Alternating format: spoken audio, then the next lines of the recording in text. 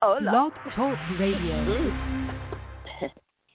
Good evening, everyone. This is me, Jonathan Alexander, and I'm here to host our show, Life, Laughter, Happiness. And today I have my co-host, Barbara, here. Are you there, Barbara? Yes, I am. Hi, everybody. Now, our guest today is a good friend of yours. And, she said that she told me today that you and Barbara love me. She was me and Barbara, we love to laugh. So why don't we sure do. Introduce her and see what you start. Okay. Everybody, we are excited because we're continuing our Playboy Playmate series here on Life, Laughter, Happiness. And we have one of my favorite playmates of all time. And we had the pleasure of working together so often, too, which was amazing. That's true. Great experiences together. Yeah, we really did. And other things, too. And a lot of fun. And our birthdays were, mine's August 21st. Yours is August 23rd. And so everybody, welcome Miss August, 1982, Kathy St. George. Hi, Kathy. Hi there. How are Hi you there. I today? want to be a part of Love, Life, and Happiness. Everybody mixes it up a little bit, don't they? At first, Johnny, our title. Yeah. That's okay. Happiness, love, life. Life, laughter, happiness. Happiness, life, love, life. Happiness. It's a long one. I'm dyslexic. Yes. I'm dyslexic. And you're like almost a comedian. She's so funny. And Johnny was like, oh my gosh, Kathy St. George is amazing. After he was talking to you about scheduling the show, he got to know you. And that's what everybody always says. And we're going to get into you, your personality, who you are, what you do, and a lot of details. But the first question we ask everybody is, Kathy, how did you become a Playboy Playmate? It's funny because as a teenager, my friends used to say I should be a Playmate because my birthmark was a Playboy bunny, and it's on the inside of my knee, and it had a bow tie and everything. So, cute. But I was married, living in Florida.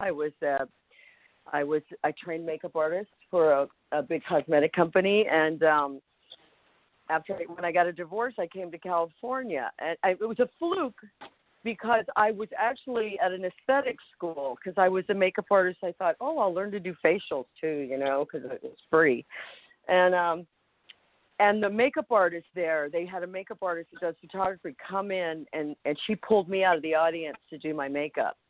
And she said, I know a guy that would love to shoot a We cover on you.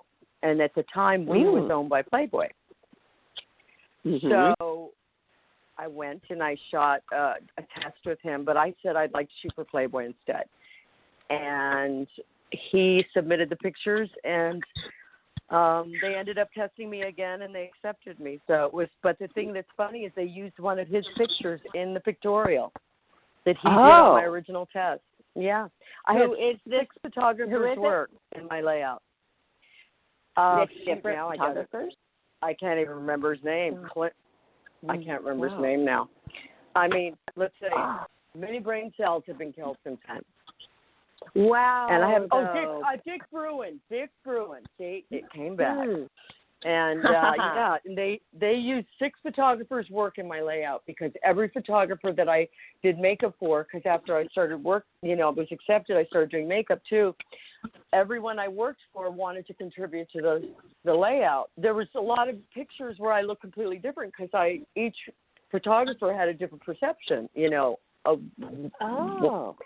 pictures. Yeah, of course. And the thing is, and all the pictures were in a bed, so I looked like a big slut because I was in 50 different beds. With all these different looks.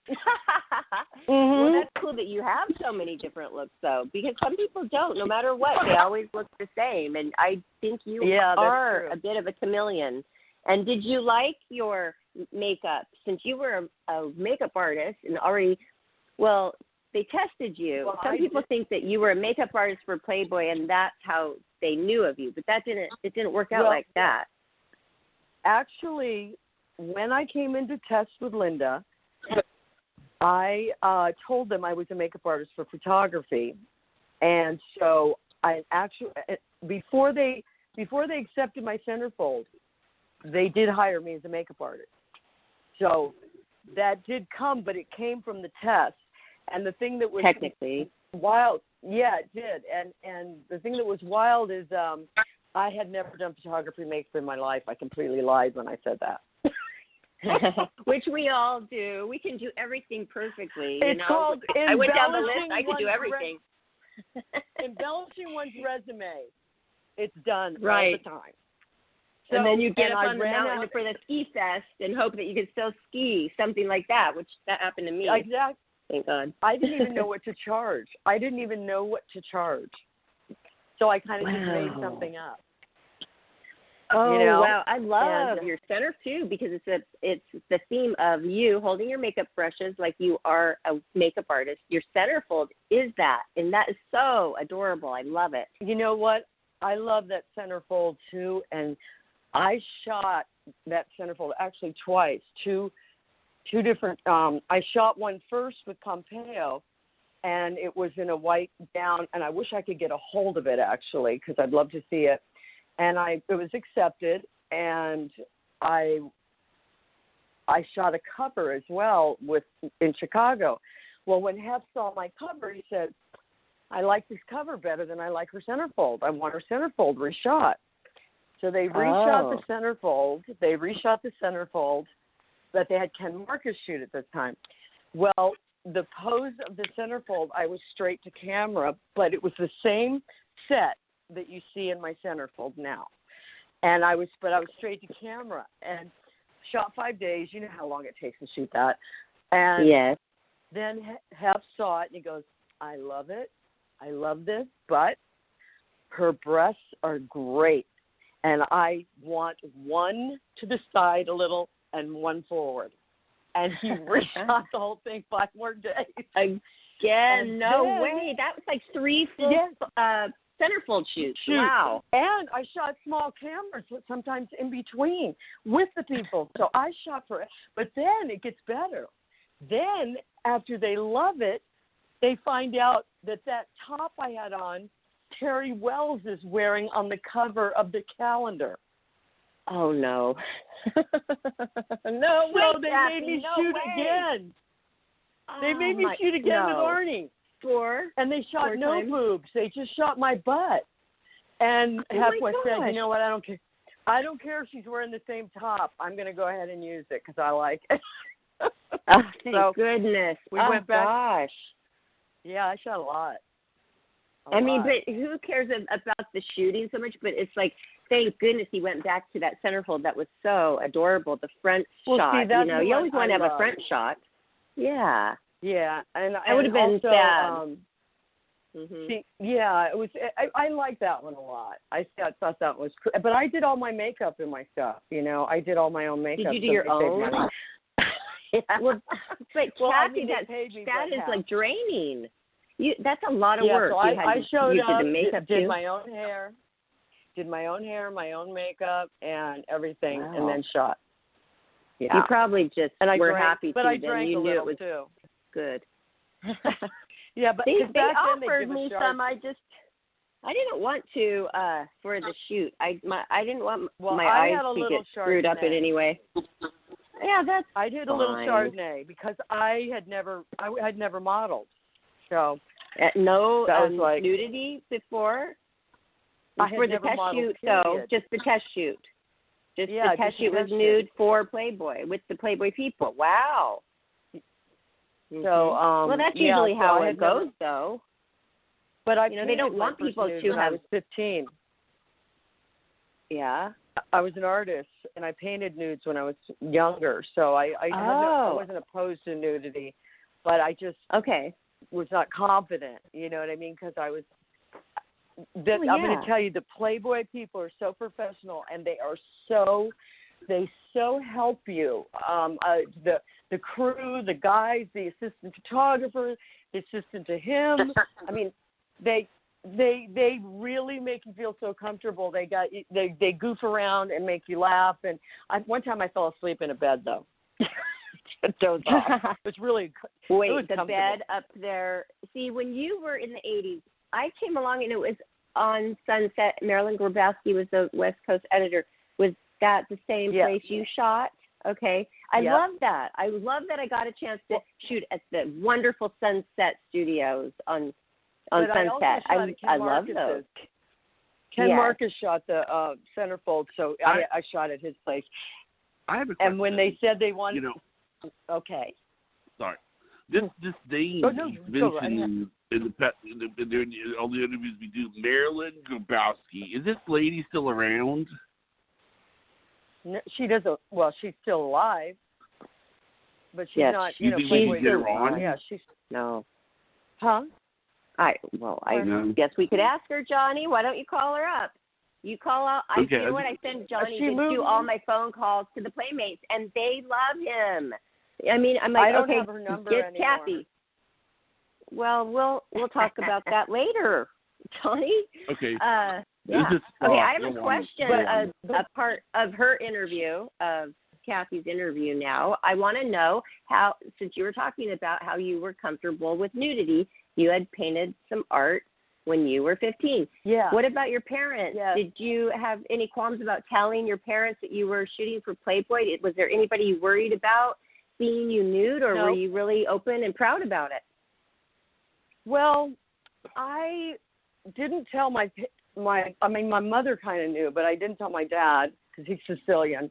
But also because I'd been married for 8 years and divorced, and I did not feel it was something that I had to get permission to do. You know, because you weren't like 18 or 19 or 20 like some of them. You were already had been on your own for years. 10-year high school reunion. Awesome. That's perfect, it was right? Cool. Oh, I love that, Kathy. Yeah. I was a girl that I wasn't a cheerleader, but hey, you know what? I was in the centerfold for my 10-year high school reunion. That was pretty cool. Oh, I think that's really cool. I was already one. I was one at 24 and 27 years old. I believe that's when you go to the reunion, 26 or 20. So I already was one for not very long.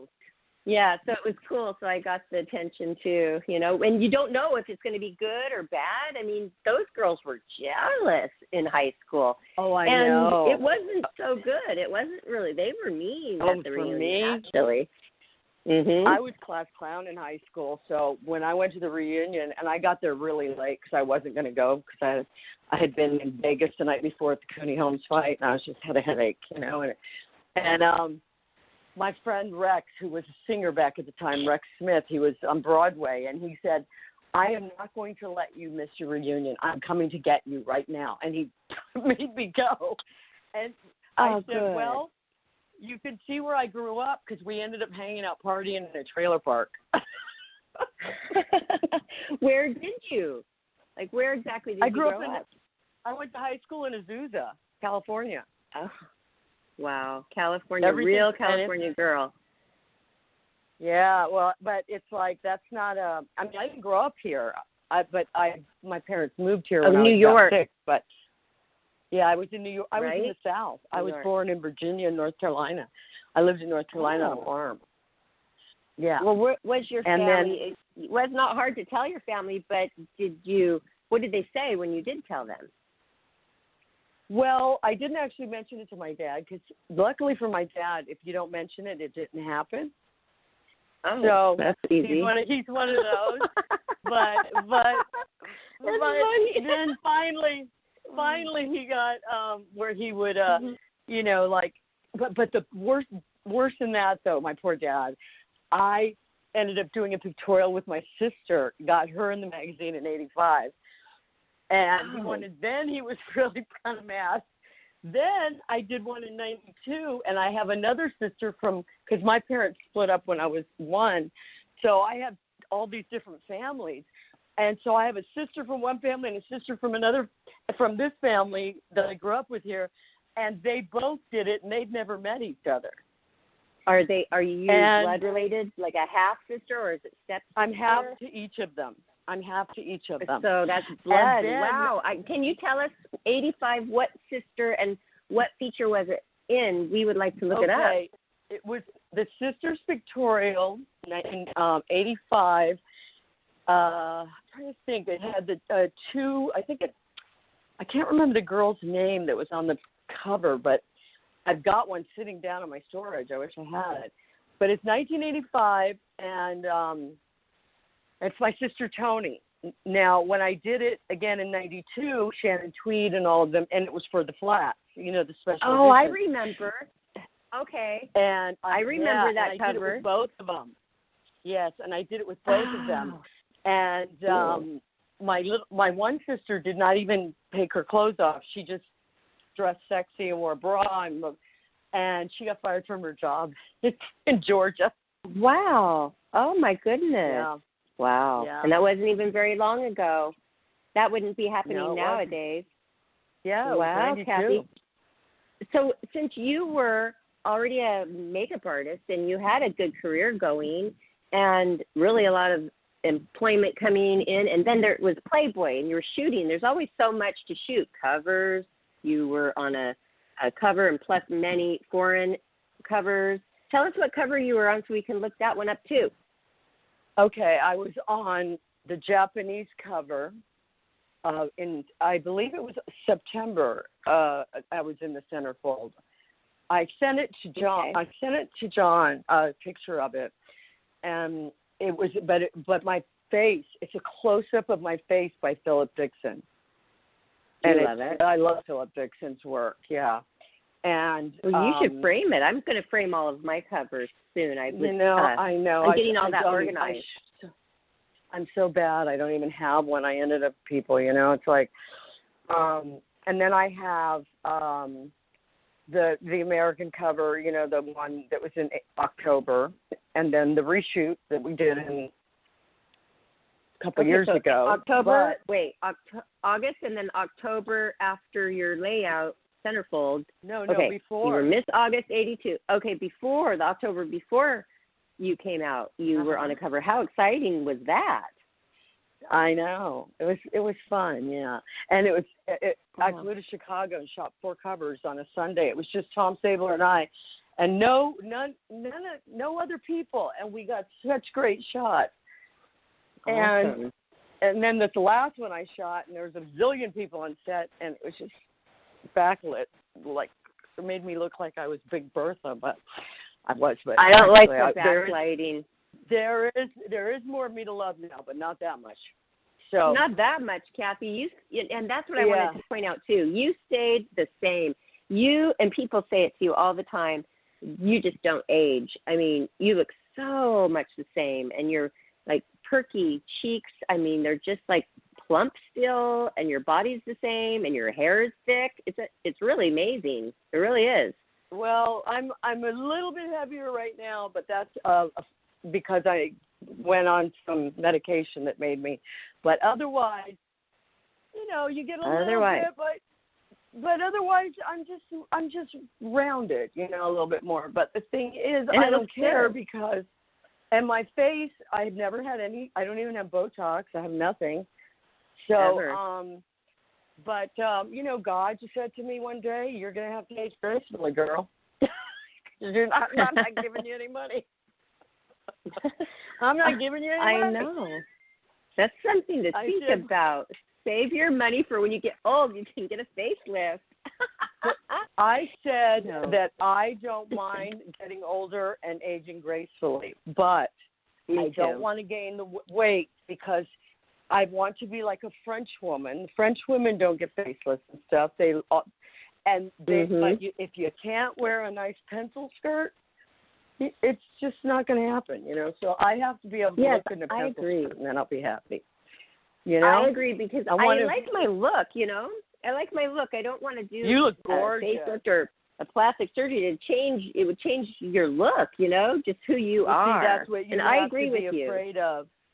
And also, I don't like, I had a chance to get it all free when I was in New York because Victoria's Rocket introduced us to some people, but I told them I will do anything but the injections. And on the air, because they put it on TV, and I was on TV, and they said, okay, this is what we're going to do for you. We're going to give you a liquid facelift. Well, you guess what that means? Injections. Injections. And I got up and said, no, I don't think so, and I walked off. So. Good, because you made it clearer before. That's good, Kathy. Yeah, I don't like the way it looks. No. Their eyes get people get puny. Pressured. Their eyes look puny. They take out their eyelids and they have a completely different look. Yep. And Kenny also Rogers did that. I know. I remember Kenny. I have the best picture of him from when we were at, what was that, VSDA? I got a great picture of he and I together because we all had dinner the night before. And I'm standing in a bikini telling him a dirty joke, actually, which is that's funny because is it the Playboy bikini? Is it that one that we all wore? Yeah, in the Vegas. The one, I think it's the one with the yeah. I'll have to send the you covers. The picture, it has every cover on it. Yeah, except mine. It has the cover of my.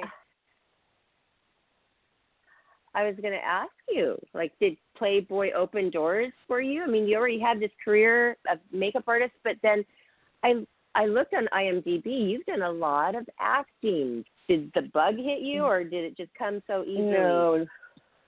Well, I wish I had done more because I booked every job I went out for. The first week I went, and I had to read with Bob Fosse, which is pretty scary, and which we later became neighbors as friends in New York. Oh. But I pursued it because people pursued me to pursue it. But the fact is, you know what it was? Is I didn't want to do sexy stuff. I wanted to do funny stuff, and everyone kept sending me out for sexy stuff. And I have a voice that is not. It's kind of. It's like I can't be a ditz because my voice is almost like a man. I have a deep voice, and I can't be when I can, but I just didn't want to do that. So I wanted to do comedy, and they wouldn't send me for comedy. And so after I did a few things, I just stopped. And plus, my makeup was doing really well then, and you were making good money in the 90s and all that stuff. But now I have friends that work for CBS that are making $200, which is what I made in 1980. I know. How can they? There's no money in it. How can they get by? Wow, Kathy, I did not know that. Is it that way for everybody? If you'd become a rocket scientist, you wouldn't do well either because who's putting money into NASA right now? So you do have to look at it like that as well. Like that, yes. Yeah.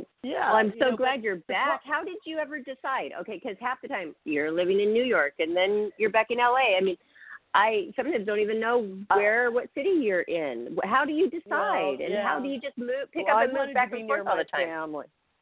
Well, I don't. I wanted to be near my family. I was getting older, and I was tired of the industry and I just wanted something, And then so I booked myself in a lot of shows like Glamour Cons, but the other shows, I just sat one day and booked myself. All right. So you became like the show circuit queen. You were going to you were booked on every single autograph show. That was really a thing for a while, but you were really taking it to a new level. Did it myself. All yourself, huh? We should do that again, Kathy. Now you're cutting in and out. Johnny, are you there? I'm here. I do. Okay, can you hear Kathy? I can't hear Kathy anymore. Are you there? I usually Kathy, hear you, Johnny, more often. She just started fading out and then gone. Okay.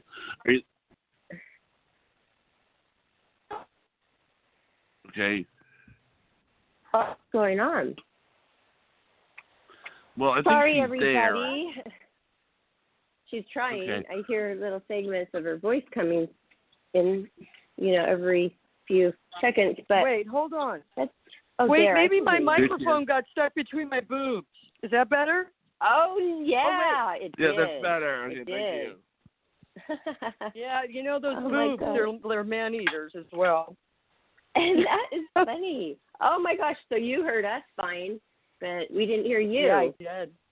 I'm sorry. Okay, so that's good. That's okay. So, Man, I we said want some of to my get best to stuff while you guys were gone.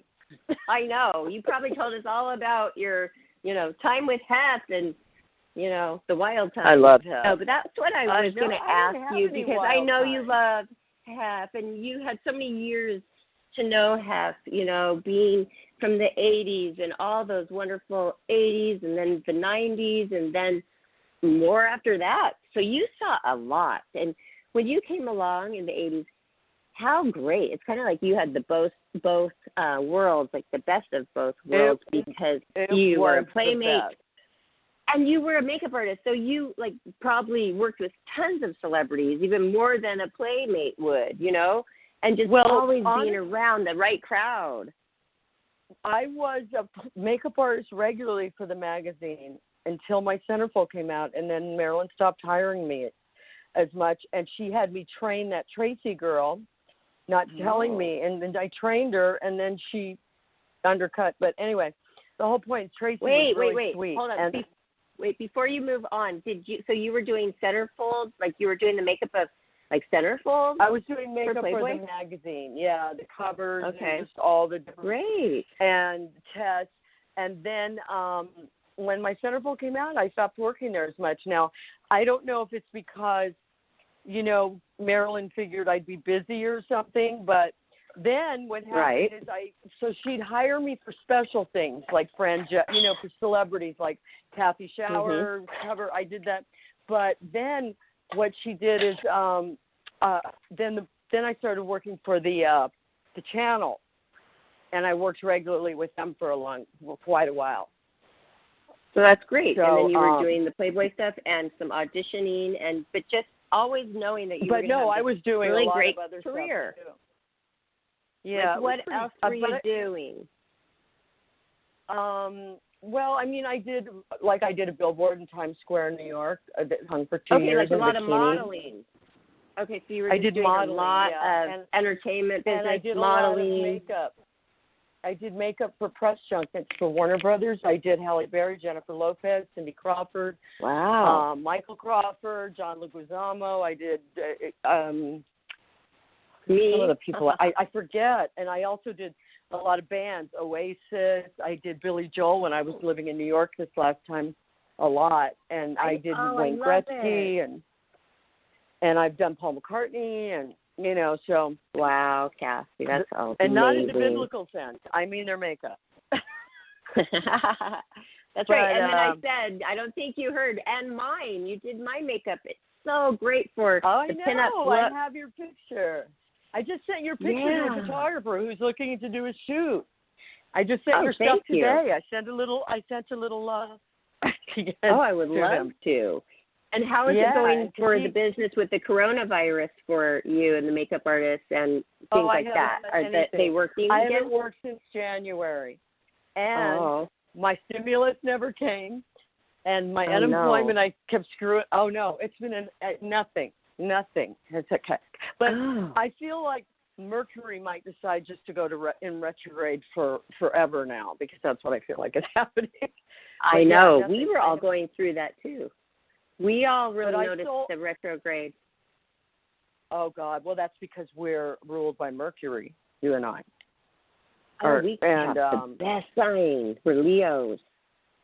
We're Leos, I'm everybody. actually Virgo. I'm a Leo Virgo. Coming. Wait, I'm a cusp baby. It changes. Aren't you a cusp baby? Okay, that's cool. No, I'm the 21st. It changes on your date, the 23rd. True. I'm a cusp. So I'm Leo on the cusp with Gemini rising, Gemini moon. So when I walk into a room, people do the sign of the cross, So, it's scary, I know. that mix. But never me, though, Kathy. Like, oh my gosh, if I saw you in a restaurant and if I walked in and I saw you, I was just like, oh God, this is going to be a fun night because you are so fun and everybody loves you. Yeah, that's how you are. I know. I was telling him when we used to do jobs together and we would just laugh so hard. We would laugh so Remember hard. when we went to, that Indian reservation? It was you, me, Jamie, Farrell, Naraya. Yes, I certainly do. Mm-hmm. She just was on the show, and she said, oh, yeah, remember that, Barbara? And, well, because I posted the pictures on Instagram of it, and then on the story. And then she's like, remember? And Kathy was there. And I go, yes, she's coming on the show, too. And they picked only blondes. There was like 7 playmates, all of us. And that's what the jobs were like. So we would go. We didn't even need to know where we were. We were taken care of. We had a chaperone. We had the limo. We had pickup. We had everything set for us. But that was a particularly wonderful job because he flew us first class. The man was such a wonder. It was the chief of the Choctaw Nation. And he was just, it was wonderful. It was wonderful. But I remember all of us were waiting in the car, and we all looked like we were drugged down the street. You know, we all looked pretty scary because, you know, we had a good time the night before. And and we're waiting for you, and we're waiting for you. We're going to go, oh, my God. And you come out looking like a beauty queen. You look gorgeous, just gorgeous. I don't remember. And we're like going, oh, my God. And you walked in, and you went, and you sat down in the, because there was a little weird stuff that happened at the end of the night, the night before. And you said, what, didn't that go? That was so fun. Didn't that go well? And I said, Barbara, please tell me the world you live in so I can move there where that went well. That is so funny. Please tell me the world you're living in. Kathy. That's hilarious. I don't remember that. Oh my God! All we had to do is sign autographs for 2 hours. We were drinking Boob That was the job. We were drinking Boob Clicquot, remember? That was our job. Our job was to go and have a good time, and that was amazing. It was an amazing job. Do it. Yep, somebody's got to do it, and they call in the playmates to do it. Yeah, but I'm going to tell you that. I want to know. So nice.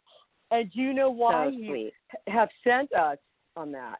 Have sent us because he wanted to go into business with this guy, the chief. He wanted to start getting in the casino business again, and he wanted to get involved with the Indians, with the Native Americans. And this guy was super nice. And so he sent the girls that he felt would represent him the best. Oh, my gosh, Kathy, I didn't even know that. I thought BJ just chose us or, the playmate. BJ never hired For the me. listeners, we have the... BJ never hired me. We have the we have the playmate director of Playmate Promotions. And if you are in good with her, that's good. If you're not, that sucks because you might be missing some work. And I think they gave too much power to one person because I've heard other people who have had a problem with the main director for that and felt like they lost work because of it. Oh, I know I did. And so you felt that? Really? Why do you think that? Did you just not click with her or what? I did 2 promotions the year my centerfold came out. That's strange. Was it BJ? No, there's got to be somebody else. Then when I started doing some, finally, the person called, remember World of Will shows? The person in promotion called and told them not to hire me because I was seen shooting up in a cab. And I said, I'm afraid of needles. Yeah, and it was like, you know what? They hired me anyway because they love me. Oh, good. Kathy, I do remember that, though.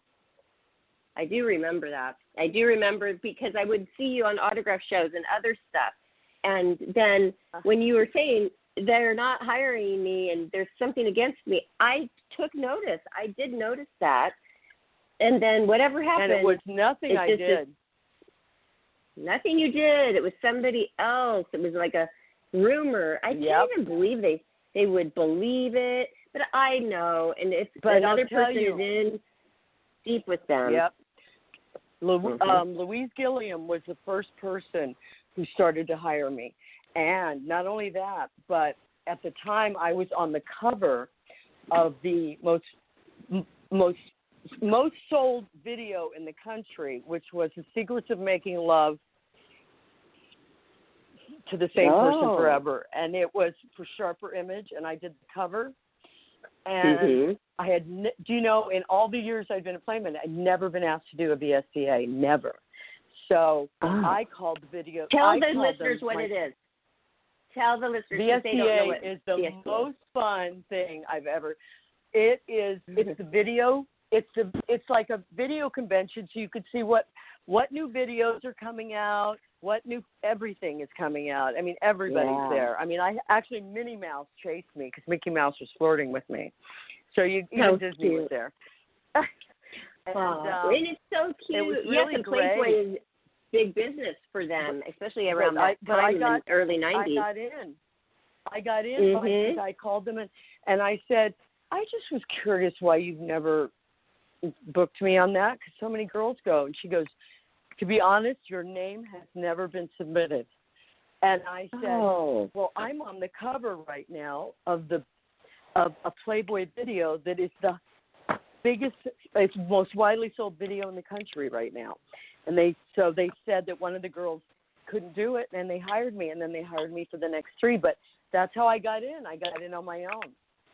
On your own, sometimes and this kind of has been the way it's happened for you. You are like that. You take charge. You know, if something's not happening, you make it happen.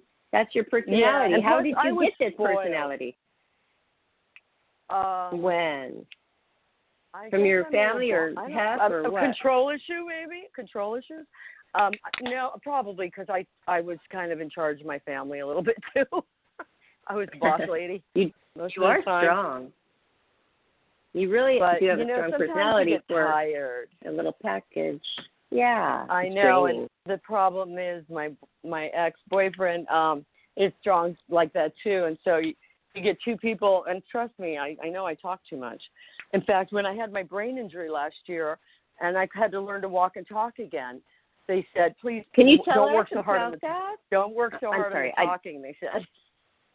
I'm sorry, I ruined your punchline. Yeah, sure. Kathy, I'm so sorry. You were telling a joke, and then I interrupted. No, it was true. It's true. I mean, it's like, so I was hanging a piece of art that I got for Christmas. It was, it was a Louis Icart from Paris, 1921, and I thought, let me see what it looks like over my bookshelf.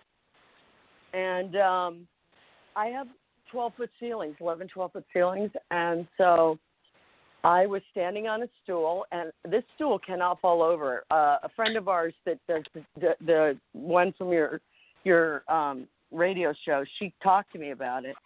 She said I was pushed, but anyway, I was hanging it, and all of a sudden I felt myself falling over, and I was thinking, because it was early, it was like 9:30, I just had pizza, and I was going to go get my dog, and I thought, I'll hang it now while my dog's not here, because she's so needy. And I went over backwards, and I was 8 feet, and my floors are concrete. So I was knocked unconscious, and 18 hours. I know I crawled, and my head was bleeding, and I know I crawled, but I couldn't get up. And they found me at 3. I fell at 9:30, and they didn't find me till 3 the next day, because even the girl that had my dog did not think it was weird that I didn't come and get my dog. So, oh my gosh. So So 9:30, you were 9:30 p.m. all the way throughout the whole night until 3 in the afternoon the next day. You were found. Oh, Kathy, when did this happen? I didn't know this. January 13th, in 2019. Yeah. And it was, and I literally was crawling, trying to get close to the window, because Sis lived downstairs, and she seems to hear everything else I do, but not that. So, I'm so sorry. I didn't even know. I didn't even come to your rescue or anything, or call you. I didn't know that this happened. When you had your injury, I sent you a message saying that I knew doctors that could help you. I was in the hospital. Oh, yeah. $65,000. Yes. Yeah. But you must have had a pretty bad head injury. Well, what happened was worse is that I couldn't walk or talk, and I laid in the bed, and I finally asked a friend of mine who was visiting from New York, who's the one that found me, because I was going to drive him to the Grove. So he asked my neighbor to let me, because I keep a key at my neighbor's. And he's the one that found me. And I said, you've got to call 911. I got to go to a hospital. And the firemen came, and they were so hot, even with brain damage, I could tell. You liked that. They told me, yeah, you had a concussion. We could see you have a concussion, but you didn't die, and you would have died in the 18 hours. So you probably just need rest. I go, but I can't breathe, because it turns out my ribs were fractured and stuff, and my back. But I go, I can't breathe, and I can't walk. And they're going, just lay down and rest. So I lay down and rest, and I literally did not eat. I had a bottle of Chewy hair vitamins. I ate the whole bottle because there was no food close to my bed. Oh, that's horrible. My hair you needed great. somebody. My hair looked great. The hair always says so. Your hair does. It took me 2 weeks. It took me 2 weeks to get to the front door, and then I got an Uber, and I called a friend of mine who was in orthopedics, and he got me a CAT scan, and then they made me come back immediately, and I had 2 subdural hematomas in the front of my head and a fractured skull, and I had to go. Oh, no. And I lost any brain words. bleed? Did you have brain subdural bleed? hematomas. I was bleeding in the front of my brain. It's so dangerous. In 2 different spots.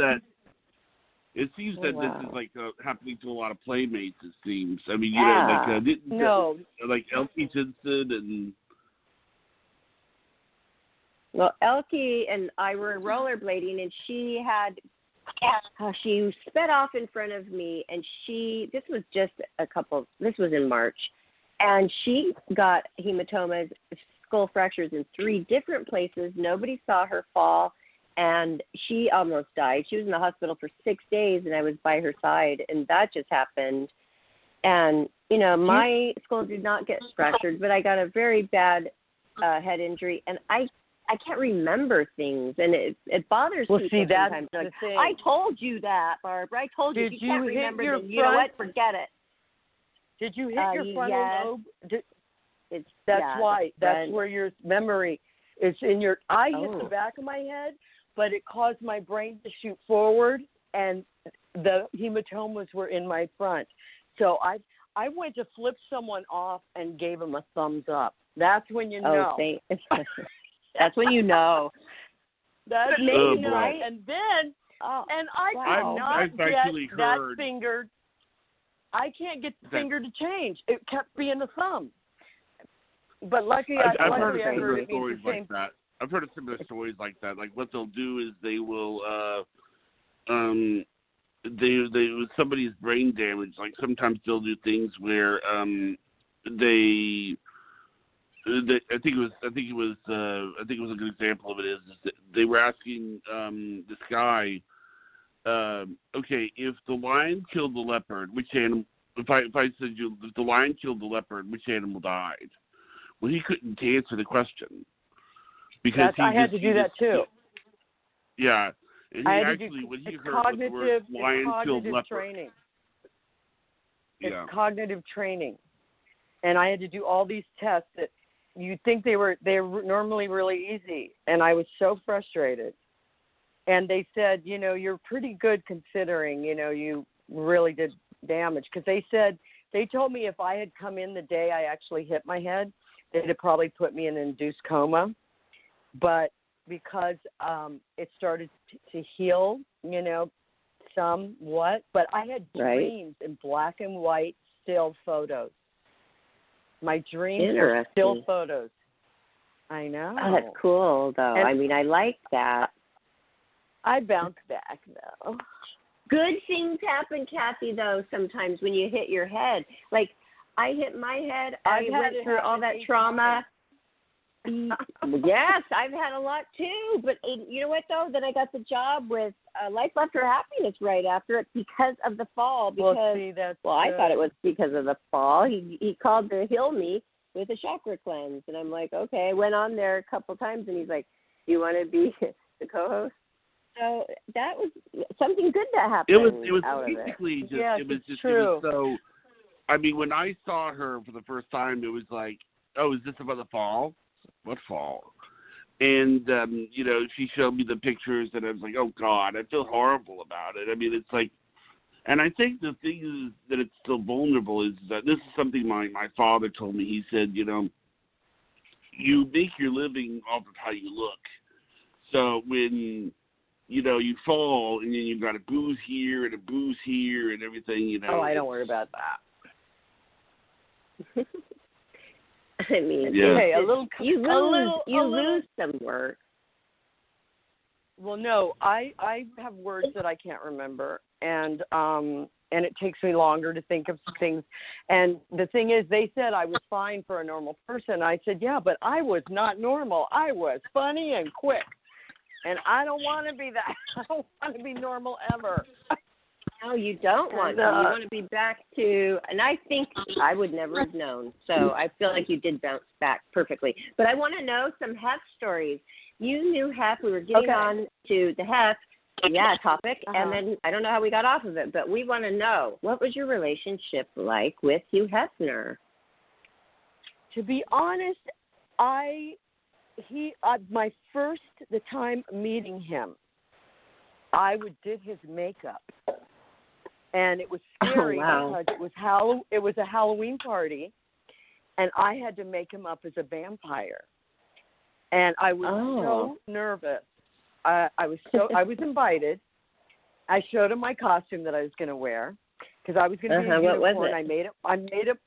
I made it myself. It was a beautiful, like a tan body stocking, and I had a tail on it, and I had hooves made from vinyl from car and glitter on them, and I had hooves. My feet slid into hooves, so I was a unicorn. Cool. And I had and he said, "Do you know how many horny jokes you're going to get tonight?"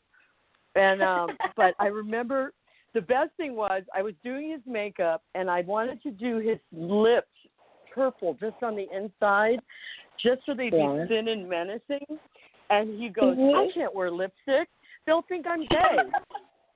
He said that. He's so funny. They'll think I'm gay. Oh, like we're going to think Hugh Hefner's gay. I know. That's hilarious, Kathy. I know. And then that was my first time meeting him. So after that, because I kind of got to be one-on-one with him, after that, I mean, I was allowed to go up anytime. I was on a 24-hour list. If I was out at Carl's and Charlie's and I'd be driving home, I could stop and get steak and eggs at 4 a.m. and then drive home, you know. And it was that's like, so great. It was People great. don't And understand. you know what? He That's would amazing. talk to me about my boyfriends, you know, like if I drive, talk about my boyfriends, and he was like, and also he had ice cream in the fridge, but he ate Haagen-Dazs, but he had more restaurant ice cream for the girls and I said, I don't like that. I like the Haagen-Dazs. He goes, so he tells the butlers, Kathy St. George is allowed to have some of my Haagen-Dazs. You know, that's so cute. I never knew all of that. That's really special. Yeah. I never knew that story. And I would love to see a picture of that. I've never seen Hef dressed up like anything except for in his pajamas. Do you know, it used to be on the wall in the hallway, and I was dying to get a copy of it, and now it's too late. It was Sandra. I made up as Supergirl, and he was a vampire. And I would so love to get that picture. I'm wondering, I'm going to call Sandra because I have to call her back because I want to refinish a piece of furniture, and she's so fabulous. You should have her on the show. I don't know her. And I don't know her. That was his girlfriend? Furniture, that was his girlfriend, and I was her roommate. I lived in her apartment. So I used to go Theodore. up on Tuesday. I used to go up on Tuesdays and Thursday nights because I lived so close to the mansion because I live in Westwood, and I didn't like to hang out by myself all the time. So I would drive up there in my pajamas, and when I say pajamas, they weren't pretty. and ponytails on top of my head, no makeup. And I would lie on the couch, and Joni would be there, or Sis, and he would be playing Monopoly, and I would lie on the couch and watch TV with them, so I didn't have to go myself. Oh, And Kathy, I remember, had no idea. And I remember one night I was watching, and it came on the news that Colonel Sanders had died. And this was, you know, not too long after John Lennon had died, you know. And Hef looked at everybody and said, I think we should have 10 minutes of silent finger licking. He's funny. Oh, my God. That was a really good one-liner. That was really good. That's funny. And he's always been so nice. I've got great pictures of him where he's telling me stories, and we're both just cracking up, you know. And I remember one time, Joni used to drive to have a drink. I would just take a cab, and then Joni would take me home always, and because I lived near her. And so one night, she said, "Why don't you just stay the night in bedroom 4 and go in the pool tomorrow and do some stuff?" I said, "Yeah, okay." So I stayed the night, and I woke up with a hangover, and I ordered a Bloody Mary in my room, and then I decided to go down to the jacuzzi. And I went down to the jacuzzi, and I was and Randy Roderick came down. It was the first time I ever met her. She came over, and she came down to the jacuzzi because it was daytime, you know. And then Hef came down, and he came into the jacuzzi to say hello to us, and he saw my glass because I had a glass, not a plastic cup. And he said, "Who has this glass in my jacuzzi?" Was he really mad? Well, because he goes, "You know what glass is in a jacuzzi?" And I said, "I'm sorry, I'm the bad girl. I forgot." So he took my drink out. He took my drink out, and I walked out behind him. And he goes, "Remember I told you about that girl I liked? And I thought she was really great, and I told you about her?" And I said, "Yes." And he said, "We hooked up last night." And I said, I said, "Good for you." And he goes, "I just hope she remembers it." I guess he knew what was going on. He knew I that. said, "You know what? You know. I said, you worry about the same shit everybody else does." Yep. I hope they remember me. That is funny. Wow. I mean, so sweet. I'm so glad I asked you that question because I did not know you had an ultra special relationship with Hef. He used to come. What happened? Like when he got married. When he got married, it changed, and I came along and he was married and he had a couple of kids in high chairs. But, well, the thing is, I saw him before that. I did, but see, I had a falling out with Kimberly, and I won't go into it. But it was not. It's not something I did, but the fact that I wouldn't tell her who did say something. Because I'm not a rat. Okay. See, I'm not a rat. And so I said, it's not a question. I said, first of all, I did not think it was true. I thought it was a joke. And I said it to be funny. And I said, and two, it's not a question of who said it, but the fact that I was stupid enough to repeat it. And I will take my punishment, you know?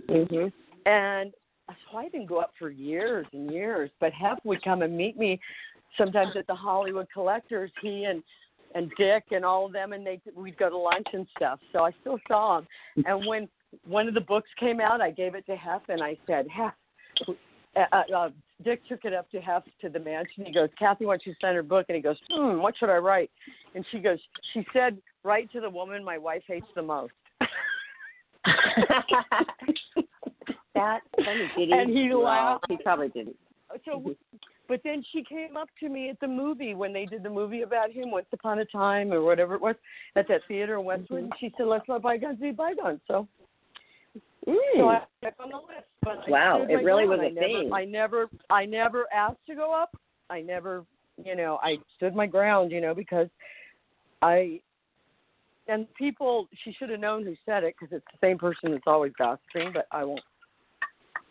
Yeah. But you know what, is, Kathy? You should not have been put in that position. That's not okay. That you were put in a position to where you had to feel like you were ratting somebody and being asked to rat somebody. The thing you shouldn't is, have to do that. I truly said it because I thought it was hysterically funny. Repeated it to somebody. I didn't know there were things going on but the thing is, I didn't say it to be mean. I didn't say it to hurt anybody. But I did. I just don't rat people out. I just don't believe in it. I believe if you do something, you take responsibility for it, whether you started it or not. Mm-hmm. So it's good. But also, you have a lot of your own life going on. I remember I was going to the mansion a lot, and then if I got a boyfriend, we would be taking the private jet to, Cabo 6 times a year or our own place. I remember that boyfriend. I used to go into his company with a cart like I was shopping, but I was on those shopping game shows where you throw everything really fast in. Yeah. We would send boxes to people's front door just to joke with them, Oh, just my to, God. I remember that. Filling out. Yeah. Oh, well, that was my own life, and we took our own entourage places. Plane. I never traveled much. I never took a private plane. I supported myself, so I won't say the number because then people will think I'm dead. But tell you, I've always taken care of myself, and I shouldn't have. Not that I shouldn't have, but what happened was I'd be invited to beautiful places like the south of France on a yacht, but I'd have one or two little jobs booked, and I would always be responsible and say, no, I got to work. Yeah. And that was so dumb. So now I'm kind of thinking, you should have not done that. I know. And so, but you know what? You live and you learn, and hopefully this one will be, I'll get the coronavirus and can go on to the next one and start off and travel. Yeah. Well, I'm glad that you're back over here. I have been reading all this stuff, and the coronavirus is really, it's like I take it very seriously. You know what I mean? It's like I'm at that special age, and I just, we all are. Tinder cannot be doing well. Tinder. It's like as well as many other things. And I'm fine with it. This gave me some time just to kind of close off and work really hard and get organized. And I've enjoyed being, I can handle being in.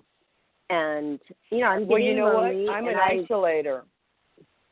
Are you? Tell us what that is exactly. I am very extra. I'm called an introverted extrovert. When Never I heard am that out, term. yes, there's such a thing, an introverted extrovert. When I'm out, I give it all I got. But getting me out sometimes is like almost impossible. And the bad thing about this is because I live where I live, I don't see a lot of my friends because I moved here because I originally moved here.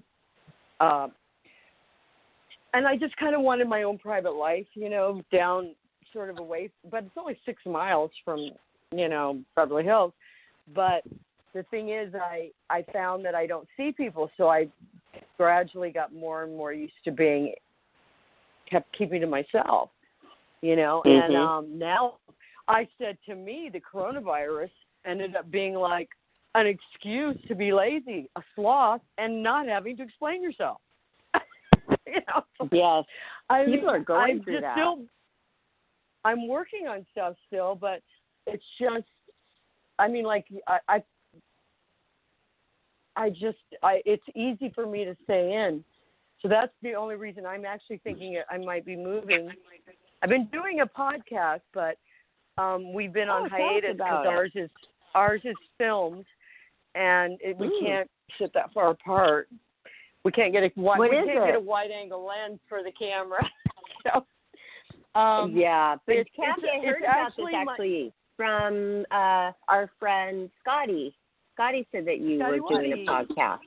Yeah. Yeah, it's the Bob Dean Show. He's a friend of mine that I met, and he's a comedian as well, but he's a bartender as well too.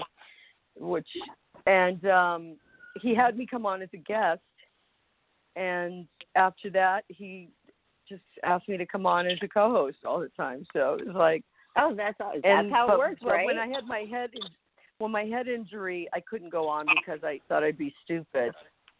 But then when I went back to work, they did the show just about me, asking me questions because, of course, they love the finger that I couldn't. I mean, it's nice. He's just such a wonderful man. So it's the Bob Dean Okay, Show, we're going to check that out. It's on. You can see it on YouTube, on iHeartRadio. You can see it on iTunes. You can see it on Stitcher, and there's another thing it's on. Facebook probably. I don't know.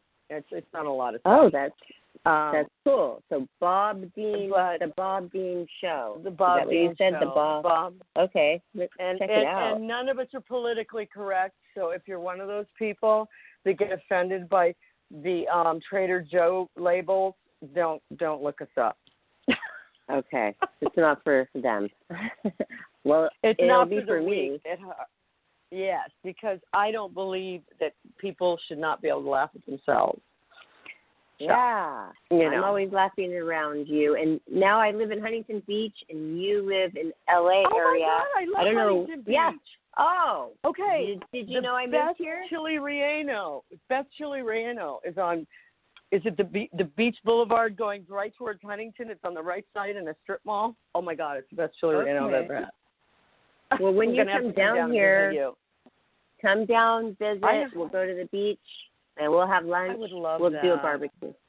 Yeah, I chose this place. I just thought I want to go to the beach city. I want to have the beach life. Can I tell you that's how I feel? I love the water. I love the water, and I want to be near water. That's why I got to. I mean, I'm all the way downtown almost. I live downtown, close to downtown, but the thing is, on my roof, I see the ocean all the. And nice. And I have a pool. People are moving down there. Me.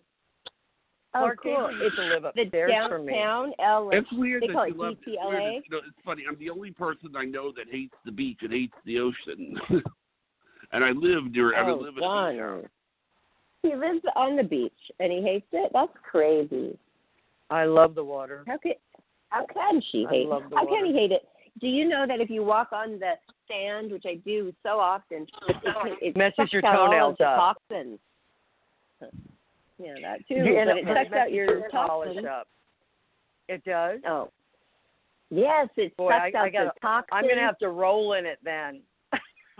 It's very good for you. This lady who I went to a place where you put your feet in, she's like, do you walk on the sand? Do you walk on the sand bare feet? And I go, every day. And she goes, that's why. You have no toxins in your water. And my mom took me. She thought I was going to have all these LA toxins, right? Like bubbling up in the water. Yeah. No, she had toxins. I had none because of the walking on the sand. It's iodizing somehow. But also it's very good for your feet. It's because it makes them work out, your feet and every little muscle. And yeah, it's really good for you. I need to do that really bad. I went out to the beach once, but it's like I got thrown off because if I wasn't surfing and I go, I don't have a surfboard. It's just I wanted to just go see the ocean. Have you? It was bad. Have you done that? Have you surfed? Surfing? No. Have you done? No. You were just kidding? No. No. They said that's the only way you could be at the beach now. Back then, they wouldn't let us go to the beach because of the virus, Right. So there's little places you can find where there's nobody.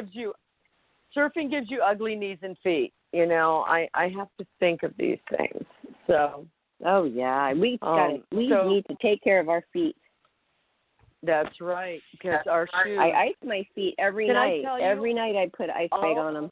All I do, I take Epsom salt baking soda baths too. All I did when we first went into pandemic, I bought 4 pairs of shoes. I bought on the real, and they were none of them worn, all brand new. The Christian Louboutin boot, that cute little spike-heeled boot they have. I bought an Azadine Elias $1,600 shoe that's gorgeous. It's like a sandal boot, and I bought all this stuff, and then I canceled one. I said, "What if I die? I won't even get to wear them." You know, it's like I can't be buried with all my shoes. Let's get into that though. Oh my gosh, Cassie St. George is one of those that knows fashion, and she's always looking like put together and just has the greatest pieces in your wardrobe. I mean, every time I saw you, it was just like, wow, this woman has class, style. Yeah, totally. I just gave a lot of my stuff away, and I thought to a friend of mine because she's an actress, and I just can't wear some of it, you know, because I was a double zero, you know, like a double, and took it in, and it's like, I look at some of it and think, this fits my arm. So, I know. But I have I'll a lot never of clothes be that I'm going to have to show tiny. you. I have some clothes that I'm going to have to show you because they're so really pretty. And they're really, and yeah, some pretty little dresses and, you know, what is it? That, thank you. See, it leaves my what? head because of my. Oh, I thought it would be so fun if we got a small group of ladies together and they all brought like wonderful pieces, designer or something just really fabulous that is fabulous, but they're not wearing it anymore. And we could do like this in exchange of clothes, but they have to be the high-end clothes. I gave away. See, I gave my girlfriend Prada, Richard Tyler, all this really expensive stuff. But she's somebody, and normally I don't give that.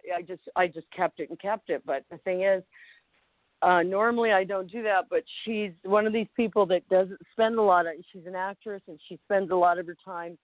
She writes. She's really wonderful, and plus her boyfriend's really sick, and so from 11 years she's very sick. So I just went over one night and took her some clothes. But that's so nice of you. I have a custom-made tuxedo from Fiovanti, which was Frank Sinatra, sewn by hand. It's like a $3,000 or $4,000 tuxedo, and gorgeous! I can't put it on. You know, it's like, well, let's get together. What can I say? You know, I'm just like, Kathy. Definitely somewhere else again because I cannot hear you. You know why?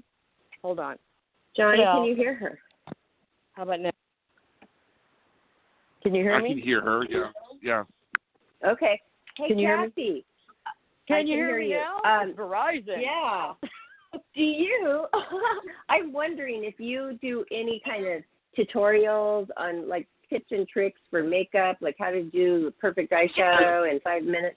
Do you do any of that? You know what? Could you do that? I didn't do it because I felt like all the girls that do that are young, you know, and I just felt too mature. So I'd rather do it on somebody else, you know, like somebody that's younger, you know, because I don't know. Okay, because I understand. I understand, but we have a TV channel now, and we're people who we love and know and our friends. We're finding out what they can do, and you can do amazing makeup, and we're having them come on and show little demonstrations or classes on our Roku channel called Life, Laughter, Happiness, Learn, which is brand new. Yeah, and we do that. We are filming it. Oh, that'd be great. Johnny, are you there? Yes, I'm here. Johnny, isn't that a great idea to have Kathy? Yeah, that's a wonderful idea. Anything that we can do. Would I do it on myself, or would I do it on? I could bring a model or something, or bring what you envisioned. Bring your very young model. Get her over. No. I don't bring a young model. I don't let him too young because that just makes me look old. So. Oh my gosh! Actually, get a younger one that's not so pretty. You're perfect because you do your makeup so amazing. Now, do you do your makeup in a lot of your shoots, or do you have it done? I do a lot of my own, and for years I've done so much of my own. Well, because there's a few things I want to learn from my hair. My hair, I'm not the best hairdresser, but I can do really good makeup on myself. But I couldn't do it as good as you did it. When I did that pinup thing for the pinup glam, it was called. I could never have done that. I'm not a trained person to where I can just capture different looks of whatever anybody wants. But yeah, I can do it where it looks pretty. But I love the art. I'm not an artist. Right under your eyebrow, you have a very sort of creamy white, but smooth looking. That I want to know how you do. Oh, you've noticed that I have that in my photos? I always notice it. I've noticed it since I know you. You've always had this really great look, and I thought, I bet Alexis did, because Alexis was supposed to do my makeup for Playboy, and she canceled, and I had to do my own, and I was so sad because I was dying to have her do my makeup.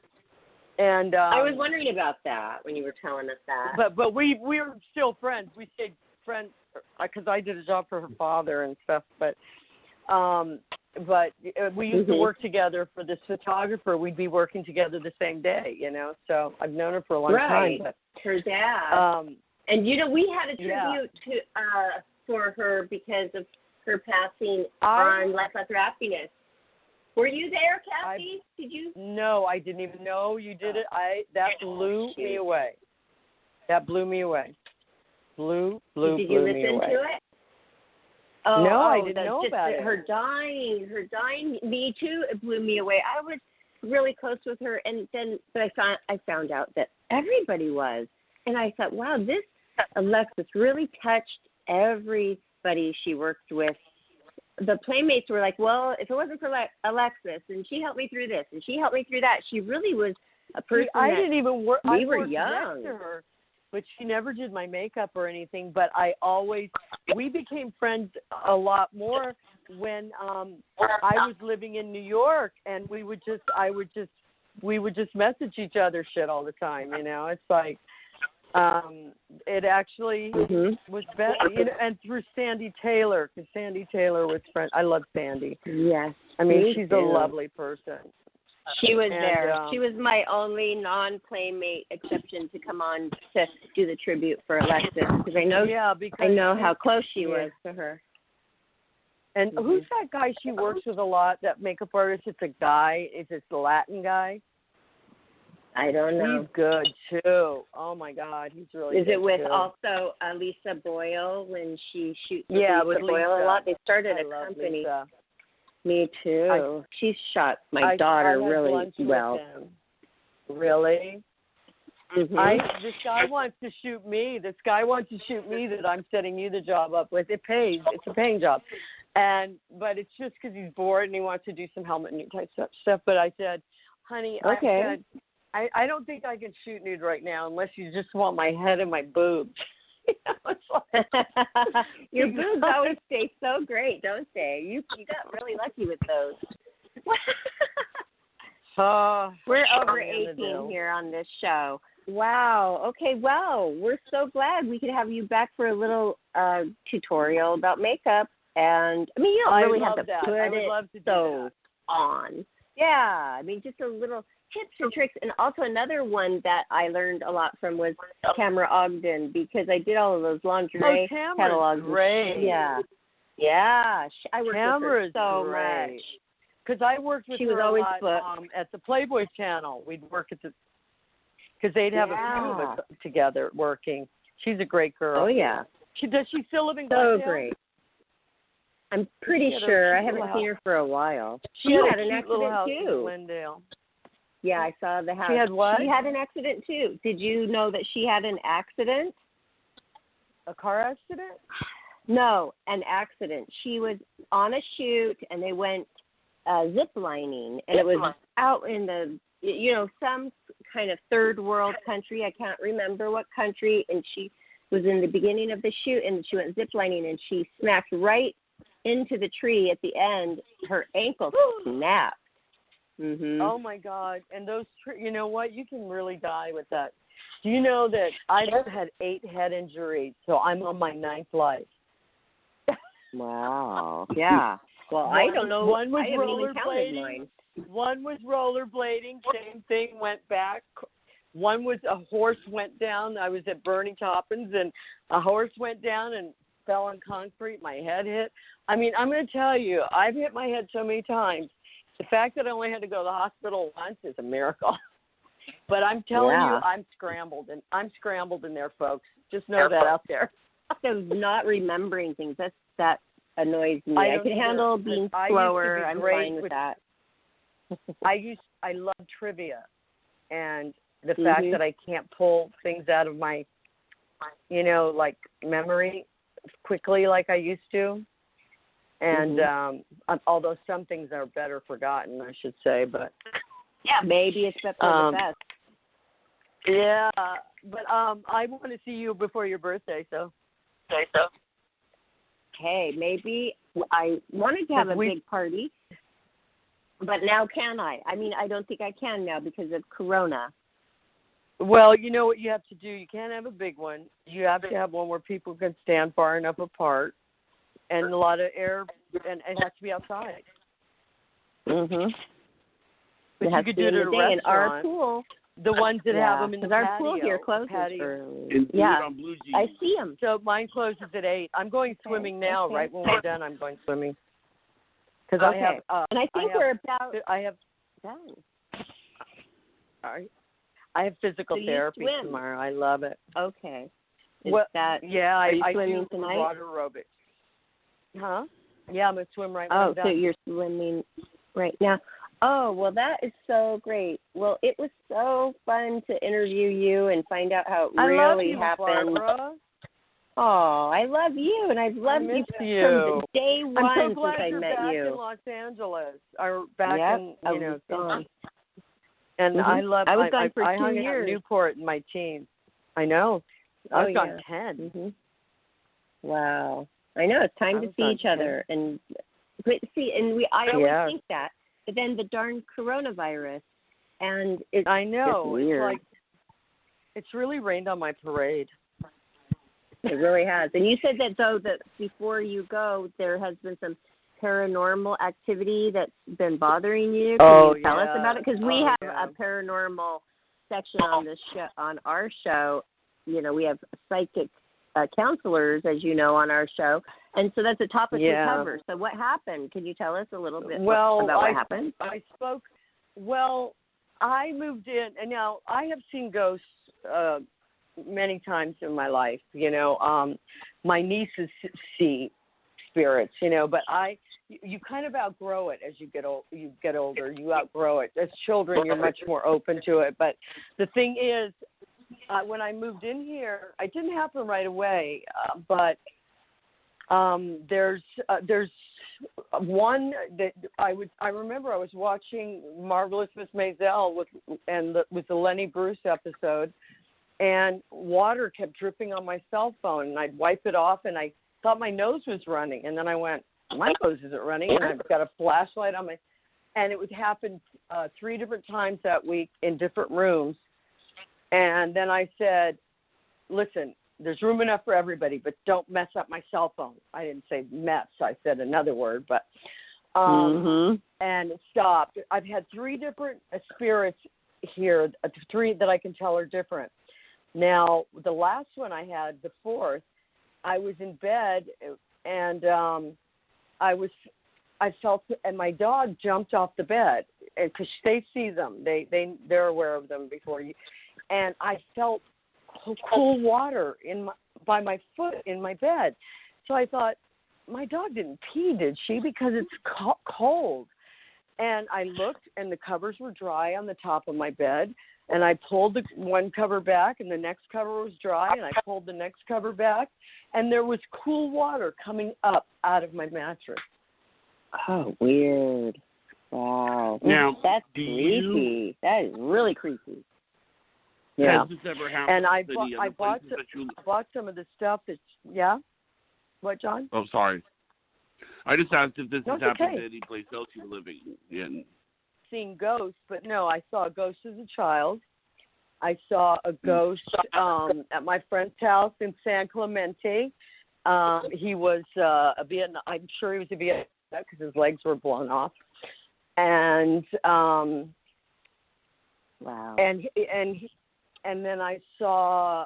I was at a place called the. It was called the Canfield Monero Estates. It's Daisy Danziger. You can look this up on the internet. And my girlfriend bought it because she wanted to make a Gothic hotel. She used to have a store next to Richard Tyler, and I bought some tables and things there. Very religious stuff. You know, I have a gold leaf baptismal as a table in my house. We can baptize a baby in it. And she bought this beautiful place, and we went there after dinner one night. She wanted to show it to us. She'd never gone there at night. And we were walking along the grass, but there's a little lake, and there was a rolling mist following us. And it was like spring. Tell me what it is. A rolling mist? Mist? A mist that kind of rolls. It kind of rolls, and it's next to you. It's just following you. And then we walked around to the back of the house. Now, if you pull this up on the internet, you'll see the back of the house because it's got an Olympic-sized pool. And we walked up to the doors, and there's glass. There's screen doors, and then there's glass. There's a glass door, and then there's a wood door. Well, she unlocked the glass door and pulled it open, and then the wood door just swang open. And I started to walk in the house, and she said, "What the hell are you doing?" She said, "Come in." And she said, pulled me back, locked the door, and sold it. She never went back. So that place is really interesting. Daisy Danziger, she died in a car accident. Her husband was fooling around. And so that place was really, that was in 20 minutes. We had two strong things going on. You know, that's only 20 minutes, you know. So it's like. Wow, you're very in tune. You're very open to, they show themselves to you. Well, see, I'm an empath. You are? I'm an empath. So, yeah, I'm an empath. So people that are empaths, they like to drink, because it kills the sensitivity. I can walk in a room usually and I feel other people's energy like it's poking me. Poking me. And it's kind of if it's like good energy, it's draining. Great, but if it's bad, energy, it's hard. And so ghost spirits know that. And the guy, there's the best, greatest guitarist supposedly of the 20th century was murdered in the apartment next door and found in our pool, floating in our pool. So, and plus Robert Kennedy walked through our basement and up and through the lobby and down the side street on his way to the Ambassador the day he was assassinated. Oh, like a shortcut. So through there. Yeah, because they didn't have as many security. They didn't have as many Secret Service back then. They just had, a few. They didn't have like a whole army. So there's 9 people entities. doing these different things. The woman that does the show on your radio on Mondays, she called. We spoke, and she said there's 9 entities in the building, and one of them is a woman, and one died in a pool. Do you know that my one died in the tub? My tub has overflowed twice and almost ruined everything in my house. And she said, "Do you ever look in the mirror and you feel like you don't look like yourself?" I go, "Yeah," and I feel like my body. Yeah. She goes, "That's the person." And she said, "You had an accident or something in the last couple of years." I said, "Yeah," and she goes, "It wasn't an accident." So what did she say happened? So I'm moving, needless to say. Okay, so it's affecting you. You just don't want it. You don't want to be a part of that. The point you're getting is, out of there. Good. See, I'm ready to get out anyway. But I'm usually cool. I say, "Hey, there's room for everybody. Relax. Don't bother me." But she said, no, you can't be that nice. You have to set boundaries and tell them no. They can't. This is your space. And so I ordered this tourmaline and all this stuff, but it hasn't come yet. I got some of the black lava, but I have ordered this stuff to put. Yeah, so I'm, trying to, because my dog, they bother my dog. She just doesn't like it. Is it Tallulah? Sure. Is it Tallulah? Maybelline. Tallulah passed away in 2008. Oh. I have a little Shih Tzu named Maybelline now, who's the most demanding, and she's in love with everyone. She's a whore. Oh my gosh, I love that. And she's just the same so kind cute. as Tallulah. Same she's kind of. Smaller. You love that kind of dog. You love that little. Well, tiny, I do tiny because little dogs. They're so sweet. I was very lucky with Tallulah, but Maybelline's not as easy because Tallulah was easier, but Maybelline has separation anxiety. I have her at a babysitter right now because that way she wouldn't bother me while I was on the phone. I have babysitters for her. Well, so, thank you. Wow, so she just needs you. It's because I raise my dogs like a child. It's my fault. Yeah. I raise them like children, and they're going to act like children. They're your little babies. They're your babies. Children need more than, I don't want a dog. I want something that hugs and kisses me and loves me. She wakes up in the morning and comes over and puts her little face on me. I want to say something about. So cute. I want to say something about dogs, about animals that I think are interesting, especially birds. Doesn't it seem kind of weird that birds are the only animal that we get mad when it can't do tricks? Oh, no, I don't get mad at any dog. As far as I'm concerned, birds, I don't think any animal should have to do tricks. They're not here to work. Yeah. I have two birds. Elephants especially. I am for I love elephants. Mm-hmm. Leave elephants alone. Leave whales alone. Whales too. I don't like. I did a Save the Whales. I did a Save the Whales party back at Studio 54 in 84 or something. I feel strongly about that. Yeah, and you know what? I did it with Walter Becker from Steely Dan. Totally and cool. Guess who was my date? Guess who was my date? Who? And the VIP table, De Niro and Joe Pesci and all them were, but Dodi El Fayed was my date. Wow. You knew Dodi, you right? know who that is.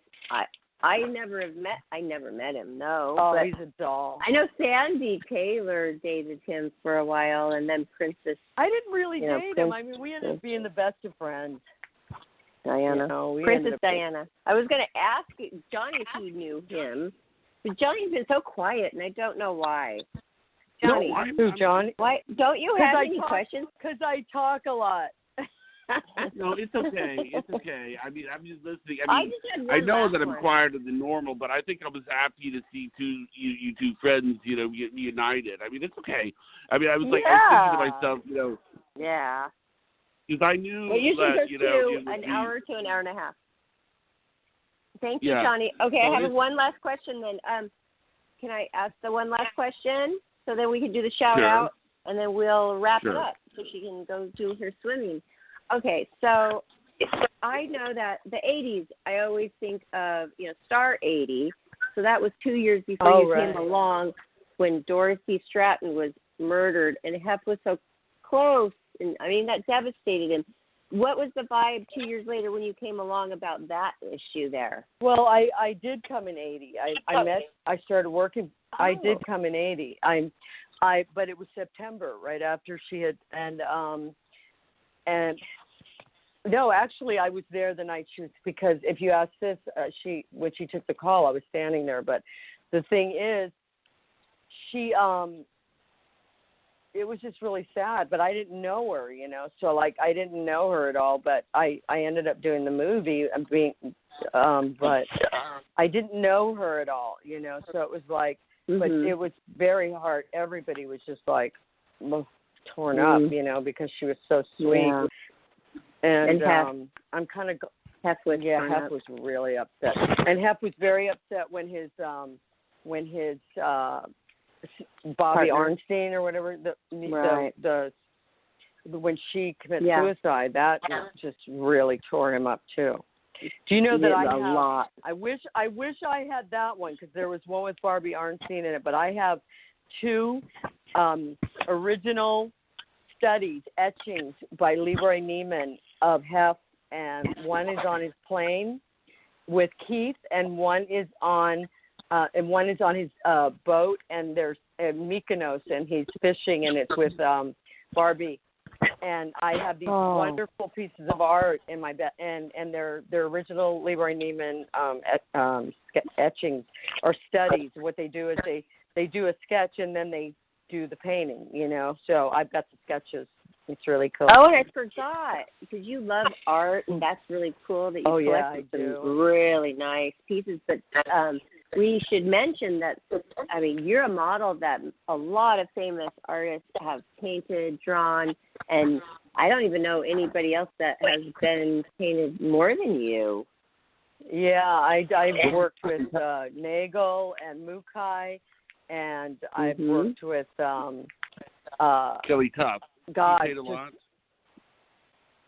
No, I think he painted her once or twice. Twice. I know the 2 he did. Oh. I see. But, I thought he was. Okay, sorry. I thought we were talking about. And there's a wonderful one he did. Sorry, it was misunderstood. I'm talking about you were Nagel. talking about playmate. Oh, okay. I think I understand what you're talking about. Okay, I was confused. Sorry. That's okay, honey bun. I spend most of my life that way. Mukai ignorance did is, me too. Remember, ignorance is bliss. Yeah. Ignorance is bliss. Just Mukai I worked with a lot. I think that maybe you even referred me or something to him, and he did a series on me. Oh, yes. Great one. Yeah. And I'm the one that got. I love Dennis. I'm the one that got Heidi and all them for Nagel too. I worked with on all those, and they were wearing my earrings and shit because I know the shit. I know the stuff he likes to paint. But I have a Nagel that you've never seen. A guy posted it. I can't believe I never saw it. But it is the only romantic looking Nagel. It's not, and I'm going to send you a picture of it. I'm going to see if I have your number in here, but because it is a friend of this guy who's now one of my best friends. He posted it. He goes, I think this is Kathy St. George, but I asked his wife, and she wouldn't tell me, and I said, that's absolutely me. But it's so different from anything he's painted. And they're getting ready to do so it's so different. But it's funny, I was just talking with, I was just communicating with Dennis Mukai yesterday.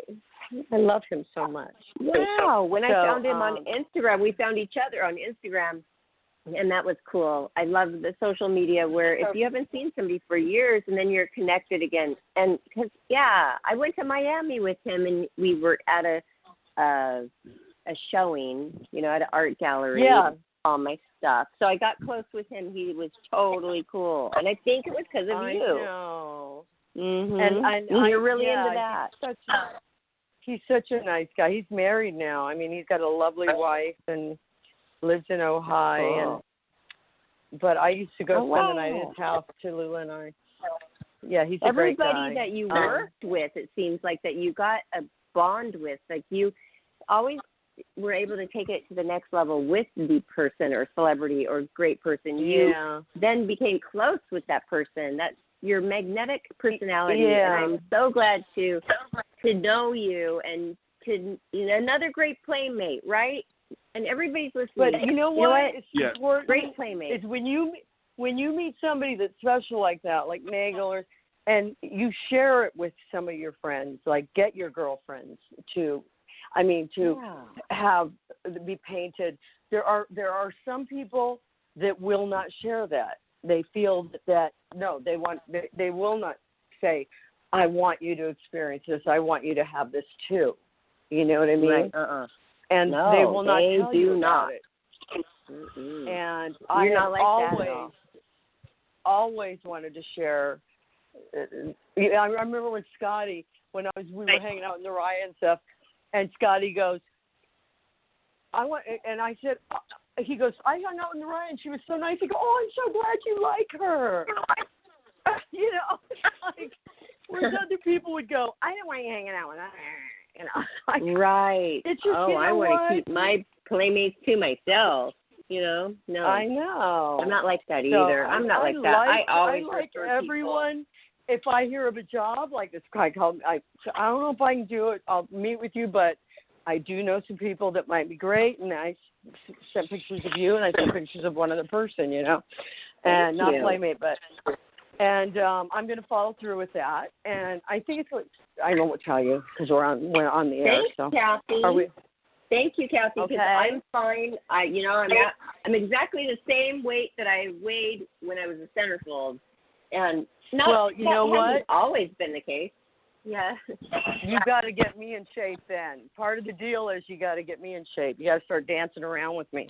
You got to start dancing. Every night. We have to dance every night. I do it every night around the house, and it works. Oh man, I mean, I gotta just motivate myself. So, anyway, okay. I love you. Well, I thank you so much, John. Thank you so much. I'm sorry I talked so much that you couldn't even interject, but that's just the way I roll, you know. Yeah, but when let I me do the shout out. Stay on the line right now. Huh? Yeah, just stay on the line. I'm going to just tell everybody where to get a hold of us and you. And by the way, Kathy, I never did even ask you.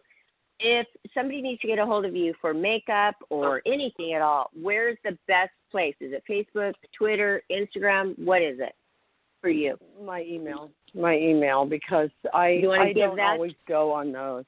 Yeah, I don't mind giving that. It's give that now so everybody can hire you.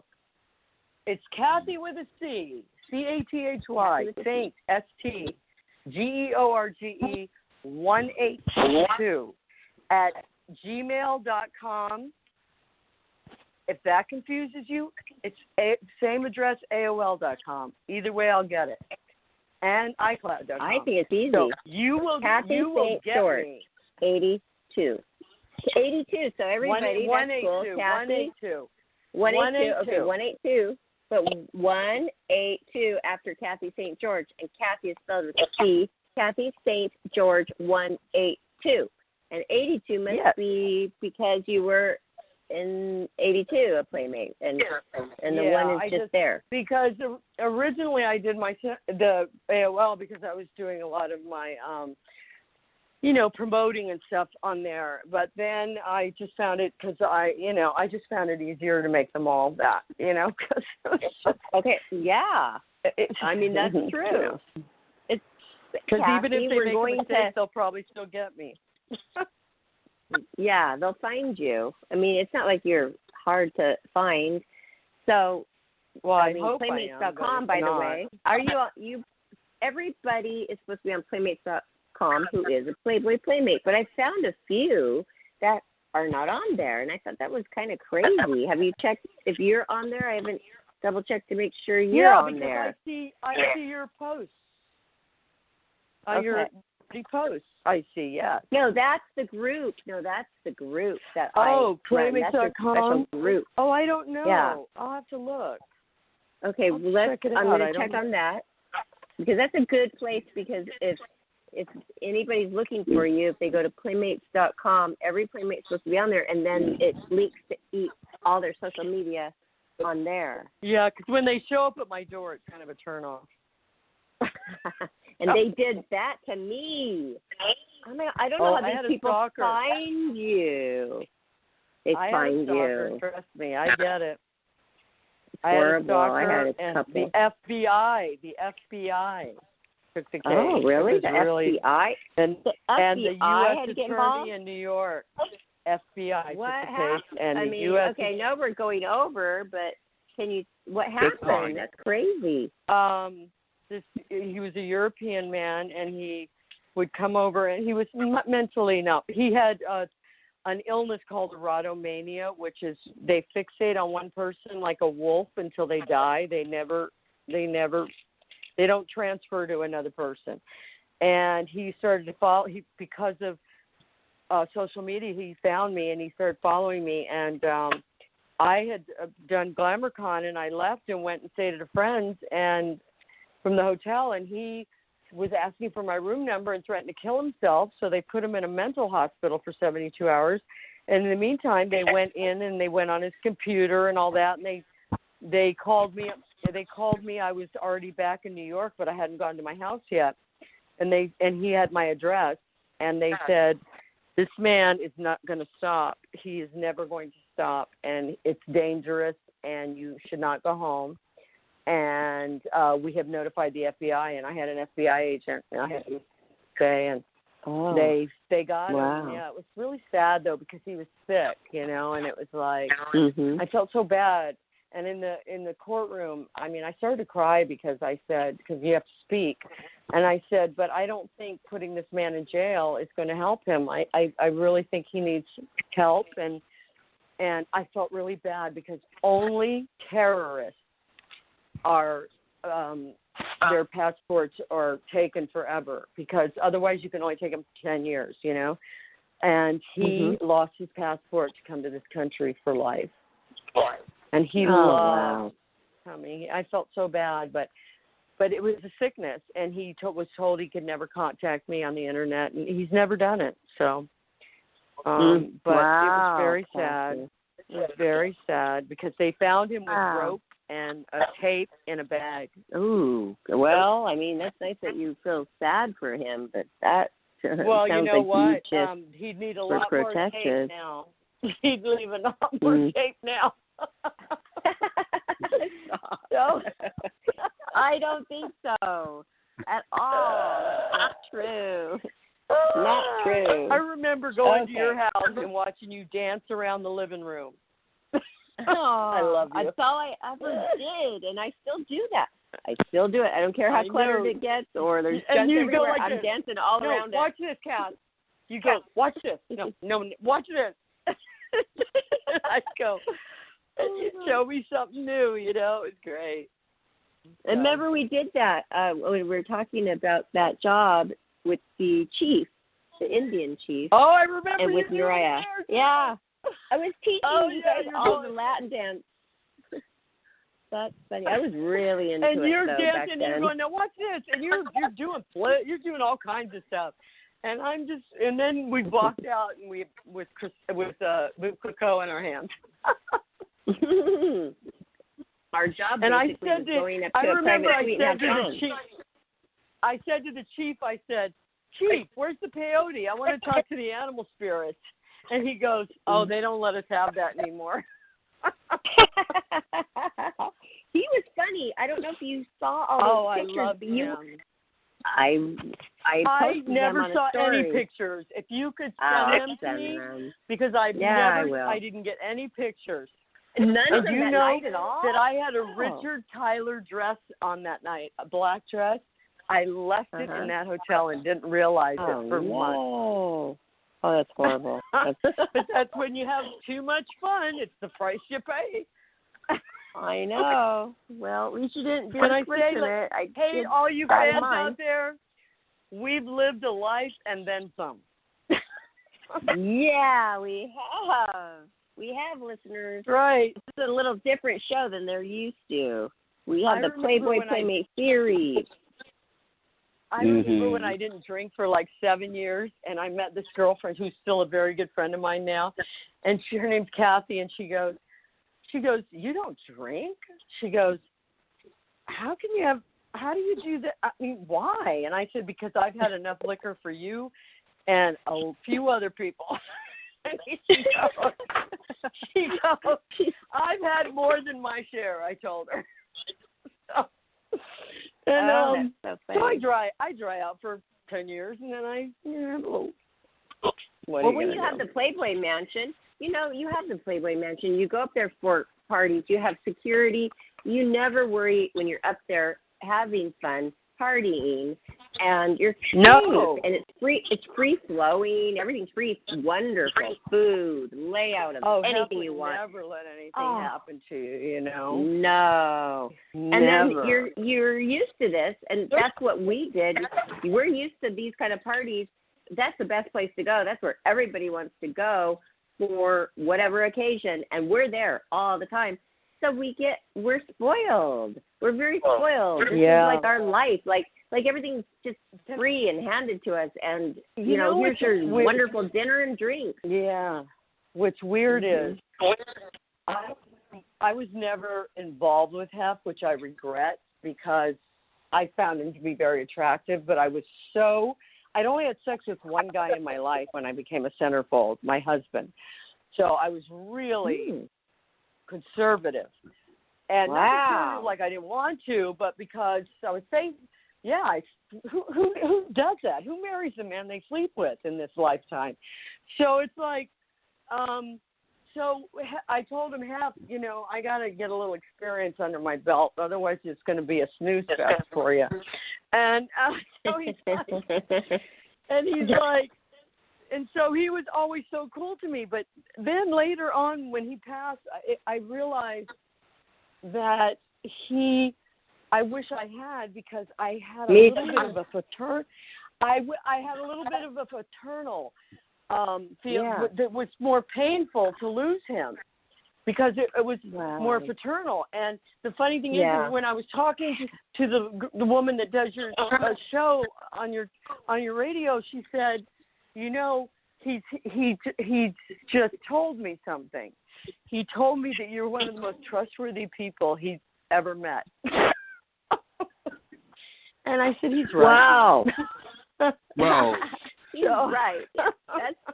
That's right, awesome. damn it. So, but I had my chance to do it too, and I passed it up too, and I understand where you're coming from. But that's on why that. I love that picture anyway with the white robe, because I stayed, I think, in bedroom 4. That was the time but the thing was, I had the white robe on and I didn't even think about it. And then I sent it to Leanne, and she goes, well, I know what that is. I go, but that didn't happen. It just happened to be the only bathrobe in the room. I don't know about the white robe thing. The white robes. All the robes were colored on the property. Remember, they were all the bright colors in the bathhouse. White robes were in Hef's room. So if people had a white robe on, it meant you were in Hef's room. But that wasn't the case, because I had it in bedroom 4 and I was by myself. But so that Leanne picture, goes, I know. and that's Isn't that the a thing. cute That's picture? cool. Hey, that picture of you and I in Hef's office, and then I remember that was Charlie Sheen was there. I had just done a movie with him. Oh my God, that's right. He was and he gave me that hat that I'm wearing in the photo, that fedora. I have it still right here in my closet. That night. Oh, you got a watch? I told him, don't give it to me because I'm blind and I can't see it. I cannot see it. He gave me that night a ring. He gave me a man's ring with the sapphire and diamonds, and I had it changed into a woman's setting. Yeah. He said, everything. If I don't take it, he's going to flush it down the toilet. Oh, wow. That's funny. And I said, I can't see it because it was the time was in a little square box. I couldn't see it. And it was like a custom-made $45,000 watch or something. And I said, I can't see it. You're wasting it because I can't see it. And he goes, if you don't take it, I'm going to flush it down the toilet. He goes, when we were boyfriend and girlfriend, I never gave you a watch. And I always give girls a watch. And I want to give you this. And I go, and I said, I said, the good news is you never gave me the clap either. I didn't know you were his girlfriend before. Oh, yeah. If you look it up, I did not know. I'm one of them. I mean, we went to award shows. I mean, he was 23 years old. He was a baby. He was so cute. He was so cute and sweet. He was cool. He was very cool. He gave me that movie with him. At Wall Street. I saw him right after Wall Street. Oh, very cute at that time. He gave me a motorcycle. He gave me a Harley Davidson from the movie set. I'm like, I love Harleys, and that's my favorite color, blue. And he's like, do you want it? And I'm like, sure. In 7 days, I had the title sent to me, the Harley. You know, I had this Harley at my house. My brother, my dad, they could ride it when they came over. It was totally cool of him. It was a Sportster. You know, I'm going to tell you, pregnant, very I told generous. it. He really is. When I was dating him, I wouldn't take things because I didn't want him to think that that's why I was with him. So I wouldn't take things. That's why he gave me the watch years later. But the thing is, he's very sweet. You know, he's doing very well now too. He's very. That's good. Looks great. He's sober. He's great. He's doing really good. He's so nice. I remember I had the flu one time, and right after the movie I did with him, so I was getting closer, and I had the flu, and his chef made me dinner, brought me over the soup, and brought me over meals for a few days. So nice. We used to go to Joffrey's, you know that Joffrey's in the Malibu? Mm-hmm. We used to go order food in, and he'd say, I don't know when Joffrey's is going to start putting flavor in their food. Because it was the worst. It was the worst food for so much money. It never had any flavor. It was like thick water. Oh. And you're kind of just stuck out there in Malibu. I know, but I think he's back in that area again. He's, sold his house and stuff, so he's good. That's what I've heard. I anyway. liked it. I had that. I saw that house, but also the one, where on hold on, not Crescent, Wilshire Corridor. Oh yeah, that's where he had the condo. I went there. Never went over there. I never saw him in all the years that he was being controversial. I only saw him since I've been back, and I saw him twice. I went over his house twice, and I wasn't drinking. I was sober, and I was just like, I hung out with him, and it was the night before Valentine's Day. I remember it was a group of people, and we just talked till 5 a.m, and then I went home, and then, and then I saw him one more time, and then he got a girlfriend for a while, but. Mhm. So, I'm glad to hear that. But see, everybody, how it is well. with Cassie and I. We could just say one person's name and have a whole storybook for you. But we've got to go. Wonderful person. What you've heard. He is. He's so nice. Oh my gosh, he was so nice. I mean, they know what they see, and his little bit of the wacky interviews he's done. But we knew him personally, and he was kind, and he was generous, and he cared. I mean, he cared about a lot, and he was so smart. After I went out with him, I played his father's girlfriend in a movie.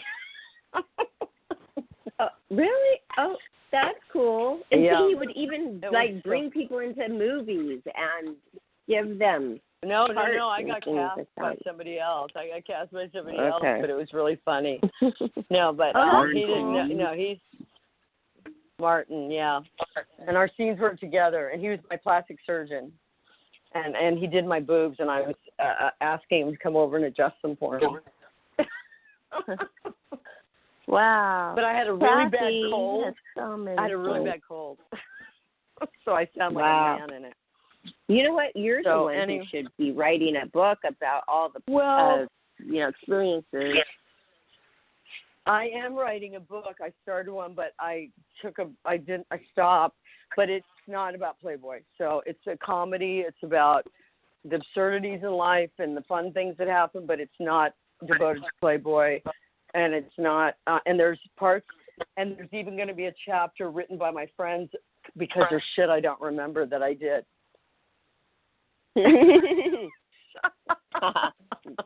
Bring them on in for that. And bring them on in. You write your story of a night out with me. Wouldn't that be funny? Okay, what if we both had the same night out, and then I wrote my scenario, you wrote yours?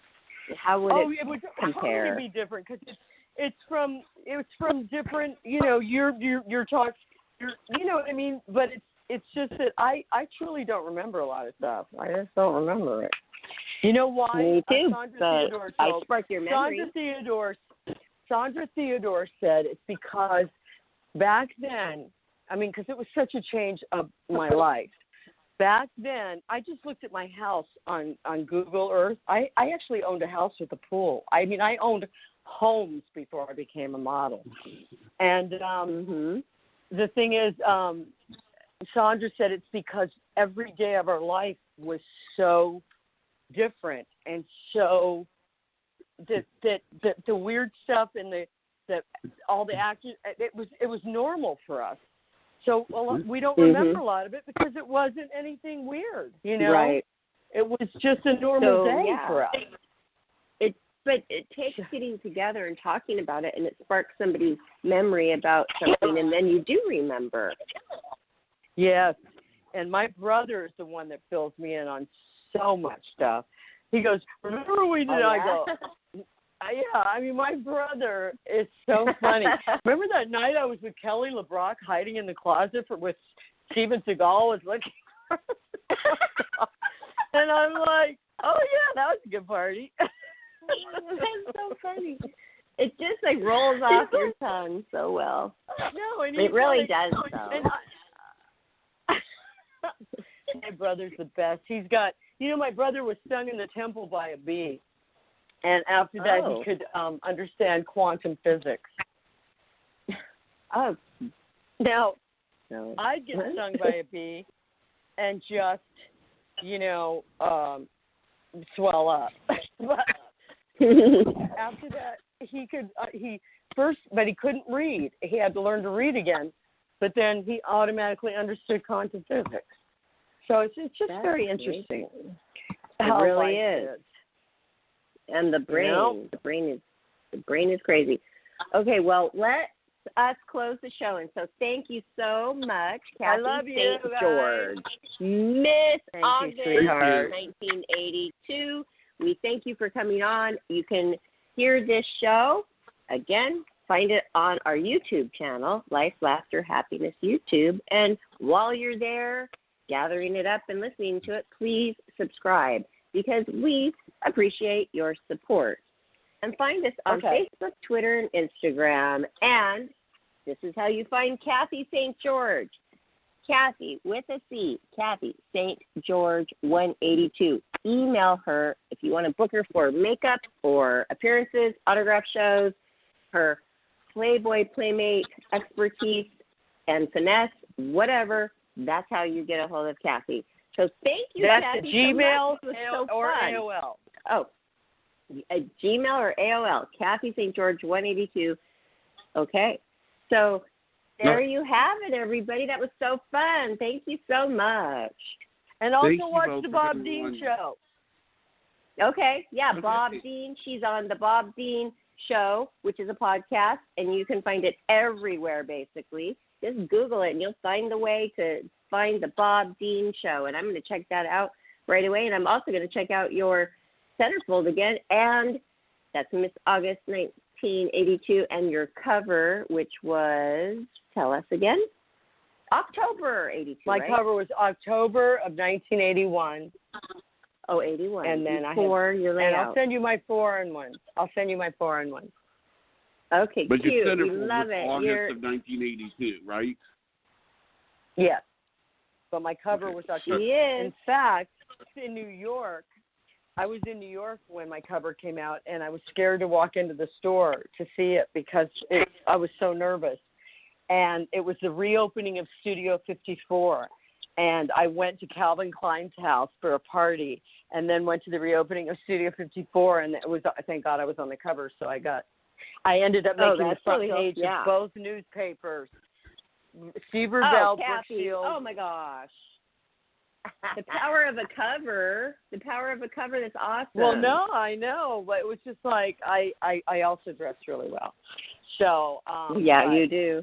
It was only and you're 2 beautiful. photos. It was always Steve Rubell. It was Steve Rubell, Brooke Shields, and Calvin Klein, and I was in the next photo. I was in the photo next to him. Oh, that's cool. You've done so much. It's awesome. Well, congratulations on everything you've done and accomplished, and being a Playboy Playmate. It's totally cool that you are one of the sisters, and very few of us were able to have that honor. And you and I, we were able to work together so much, and a special bond. And actually, I'm getting the shivers all over my entire body over that. And I want you to beat me into shape. Okay. You know what? You know why? Because you were funny. I remember telling you when we were out in Monrovia, remember? I'd say, you are the funny person here. You're the only one that keeps me sane.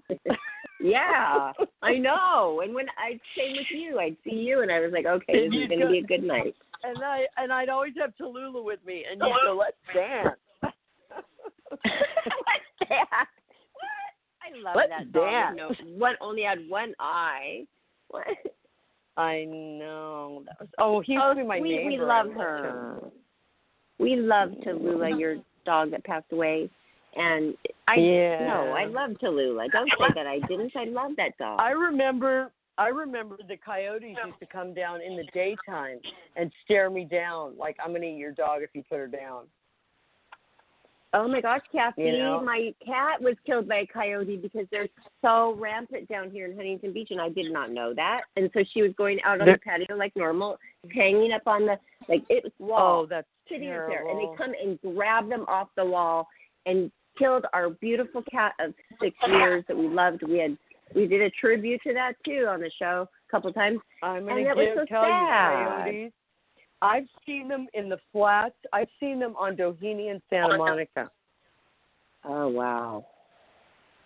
Yeah. I saw it right here on the sidewalk walking to 7-Eleven. We saw Priscilla's like, hey, Mom, there's a coyote on the sidewalk right there. And she's 13 now. Do you know Harry Dean? You know who he is? He just passed away. Harry. You'd know. Yes. He's done a lot of stuff with Sean Penn. Well, he used to feed the coyotes in his neighborhood. He'd bring home rotisserie chickens so that they wouldn't eat the dogs. Oh, well, so that they wouldn't eat people's animals. So they'd be in his backyard. Oh, that's so sweet. He goes, this way they won't eat people's dogs. Well, that's so and sweet of him. Rotisserie chickens. That's so he was sweet a sweetheart. because they go for the animals' insides of their stomach, and that's all that they take. They're hungry. They're just hungry. Yeah. And they've been around a long time. They're prehistoric, and they do some crazy stuff, I heard. They're like cockroaches. You just can't get rid of them. Yeah. They're pretty crazy. All right. Well, Well, I love you. Well, this is the longest show we've ever done, Kathy, so that's saying something for you. I mean, really. I mean, that's 2 hours. We always go 1 hour or 1.5. I'm sorry. It's That's okay. We love you, though. Now go. We love you. Hope you'll come back. And I can't wait to see you. An hour left. Good night, Barbara. Good night. Good night, everybody. Bye.